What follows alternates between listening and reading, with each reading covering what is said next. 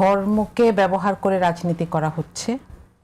তো জামায়াতে ইসলামীর যে রেগুলার কার্যক্রমগুলো সেগুলোর মধ্যেই কিন্তু এটা আছে। মহিলারা যান, বাসায় যান, মানুষকে বেসিক্স শেখান, পলিটিক্স সম্পর্কে সচেতন করেন। আপনি দেখেছেন 15-16 বছর কোনো প্রকাশ্য কার্যক্রম না থাকা সত্ত্বেও মানুষ এই দলটাকে ভুলে যায় নাই। তার একটা বড় কারণ ছিল যে মানুষের কাছে বাসায় বাসায় যাওয়া হয়েছে। এটাকে আমি অবশ্যই পজিটিভলি দেখছি, যে এটা হচ্ছে যে মানুষের কাছে গিয়ে নিজেকে এক্সপ্লেইন করা।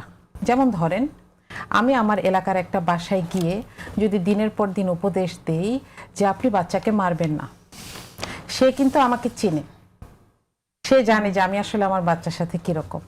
হ্যাঁ, তাহলে যে নিজের এলাকায় কাজ করে, বিশেষ করে ধর্মীয় উপদেশ দেয়, তাকে কিন্তু মানুষ মোর ইন্টেন্সলি অবজার্ভ করে।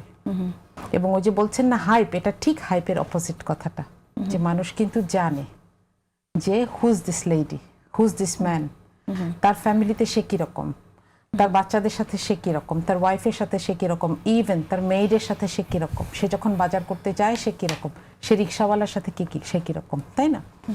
এটা হচ্ছে জামাত কখনো এই হাইপের রাজনীতি করে নাই, করবেও না। এখন আপনি যেটা বলছেন যে একটা জায়গায় কেউ একজন একটা ঘোষণা দিয়েছে, এটা আসলে সর্বৈব অযৌক্তিক কথা, যে এখানে ভোট না দিলে জান্নাতে যাওয়া যাবে না। এটা তার পার্সোনাল কোনো একটা অপিনিয়ন হতে পারে, কিন্তু মৌলিকভাবে জামাত এই ধরনের কোনো কথা কখনোই বলেনি।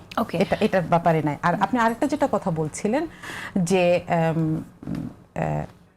ওই যে সরি আই ফরগট, আমি যেটা জানতে চাইছিলাম সেটা হচ্ছে যে ইসলামী শরিয়া আইন কায়েম করবে জামাত, তাহলে নারীরা যা খুশি তাই পড়তে পারবেন, এই কথাটা কেন আসলো তখন?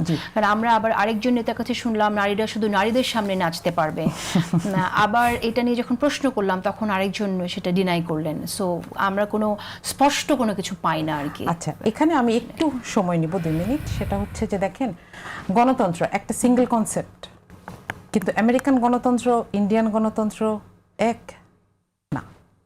হ্যাঁ, আমেরিকার ভোটের সিস্টেম, মানুষের ভোটের রিফ্লেকশন, আর ইন্ডিয়ার ভোটিং সিস্টেম কি এক না। একটা কনসেপ্ট একটা জায়গায় যখন যায় তখন সেটা ইমপ্লিমেন্টেশনের সময় কনটেক্সচুয়াল গ্রাউন্ডকে সামনে রেখে সেটা তৈরি হয়।